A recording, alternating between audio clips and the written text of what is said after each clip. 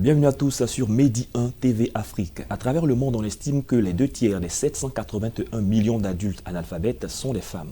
Selon le réseau Femmes Parlementaires, la triste réalité, c'est que l'analphabétisme a un visage féminin. Comment en Afrique les femmes qui n'ont pas eu la chance d'aller à l'école luttent contre la pauvreté et contribuent au développement du continent? Les réponses avec notre invitée du jour, elle est femme d'affaires, opératrice économique, chef d'entreprise et elle n'a pas été à l'école. Bienvenue, Madame Amiankouabla Adélaïde Adou. Merci, monsieur. Merci d'avoir accepté notre invitation. Nous l'avons dit déjà dans notre introduction, vous n'avez pas été à l'école. Aujourd'hui, vous êtes opératrice économique et vous faites même beaucoup d'efforts pour vous exprimer correctement en français. Donc, avec vous, nous allons voir comment de telles femmes en Afrique peuvent contribuer au développement de leur famille, de leur pays et aussi de leur continent. Vous avez coutume de dire que vous n'avez pas honte de votre passé. Pourquoi? Je n'ai pas honte de mon passé parce que je n'ai pas connu de crimes. D'ailleurs, c'est moi, j'ai été victime de cela. Donc j'en parle parce qu'il y a plein de gens qui vivent la même situation. Et puis il faut que ça cesse. Mais arrête cela. D'accord, on a entendu situation, mais on ne sait pas de quoi il s'agit. De quoi vous parlez? Je parle de ma vie d'enfant. Je n'ai pas été à l'école. Depuis ma naissance, je n'ai jamais su qui est mon vrai père. Jusqu'à là où je suis devant vous, monsieur, je ne sais pas qui est mon papa.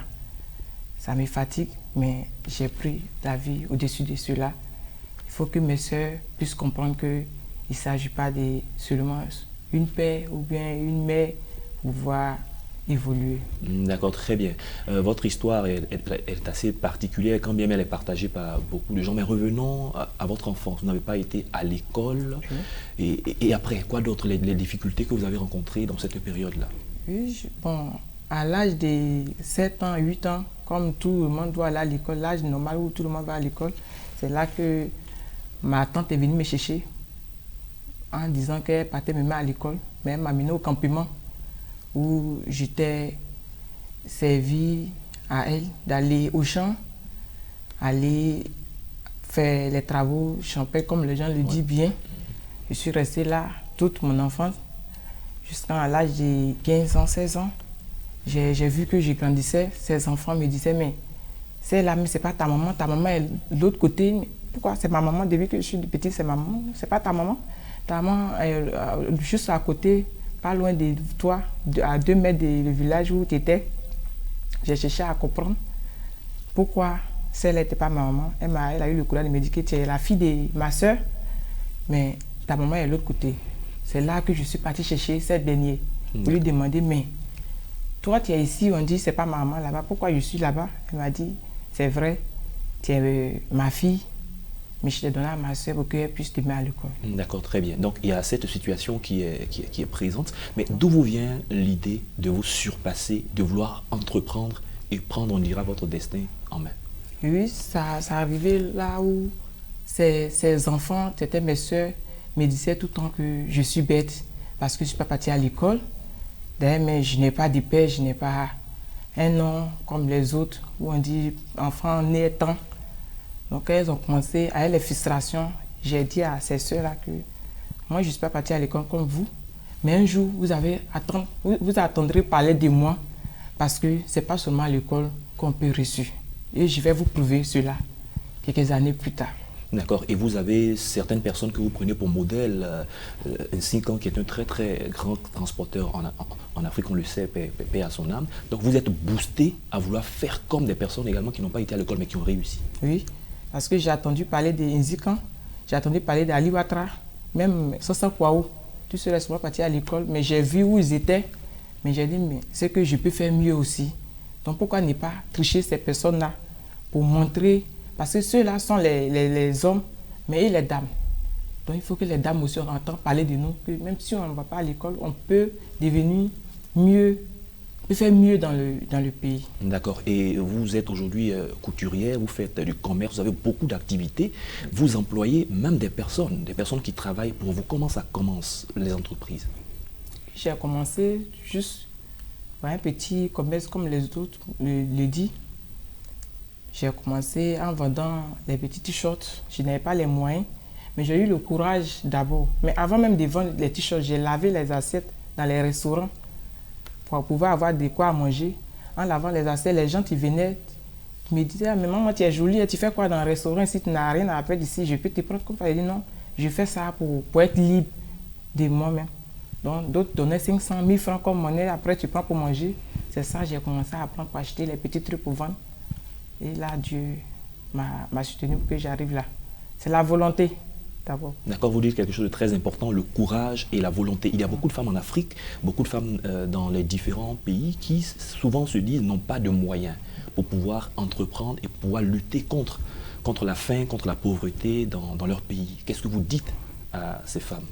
Elles n'ont qu'à avoir la volonté et puis une vision. Parce que quand tu as la vision, rien n'est impossible à toi. Parce que moi, je me suis dit que moi, je vais y arriver. Quel qu'il soit, c'est que je vais avoir dans ma main, même si c'est 25 francs, je vais arriver. C'est là tout a commencé. Donc, à s'élever. À 1 000 francs, tu peux vendre à Tchéké. Tu peux vendre banane braisée, comme on appelle arachide. Aller prendre l'arachide, pour des arachides 200, 500, vendre et puis reçu. On n'a pas besoin de millions pour devenir milliardaire. On commence toujours bas pour arriver au...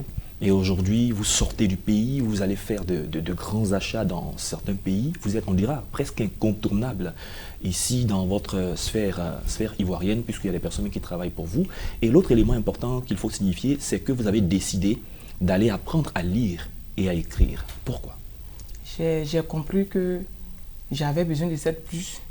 Parce que lorsque je voyage, j'arrive sur les aéroports, on me donne les fiches où il doit remplir même mon nom.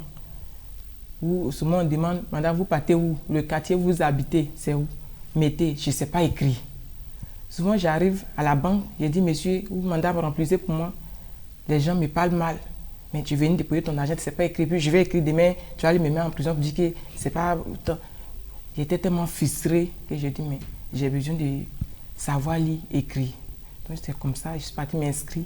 J'ai dit, même seulement savoir lire et écrire, même si je ne sais pas parler le français, quand je parle, les gens interprètent, ils me comprennent, mais savoir lire et écrire est très important, surtout pour ma comptabilité. D'accord, très bien. Il y a des femmes comme vous qui certainement vous écoutent. Quel est leur apport dans le développement de l'Afrique, ces femmes?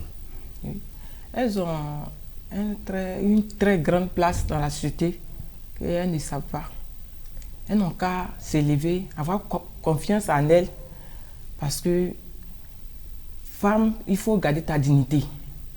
Une fois, quand tu as ta dignité, tu es libre dans la tête. Partout où tu arrives, tu te sens heureuse et fière. Et respectée. Et respectée. Il faut te faire respecter dans la société.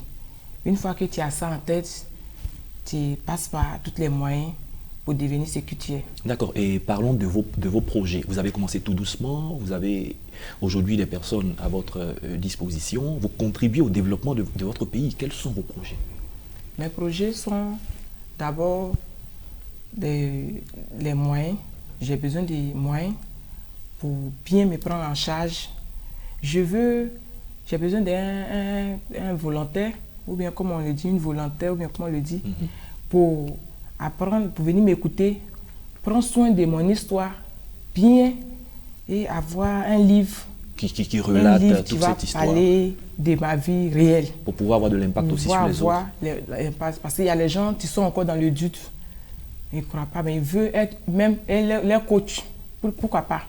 D'aller dans les associations, d'aller dans les orphelinats, aller parler à ces filles ou ces enfants qui n'ont pas eu de mère ou de père, n'est pas partir à l'école dans les villages, qu'elles ont la chance d'évoluer sans... D'accord, justement, vous parlez d'orphelinat, mais il y a aussi un centre qui fait probablement partie de vos projets. Oui, j'ai besoin de centres, un centre de formation pour les femmes qui ne sont pas parties à l'école. Je veux que l'État ou le monde entier m'aide à construire ce centre-là pour récupérer les femmes et les filles qui ne sont pas parties à l'école, pour que je puisse les préparer, pour qu'elles puissent dépendre d'eux. Parce que la solution n'est pas à la rue, forcément. Si tu t'organises, quel que soit où tu te trouves, tu peux trouver ton pain. D'accord.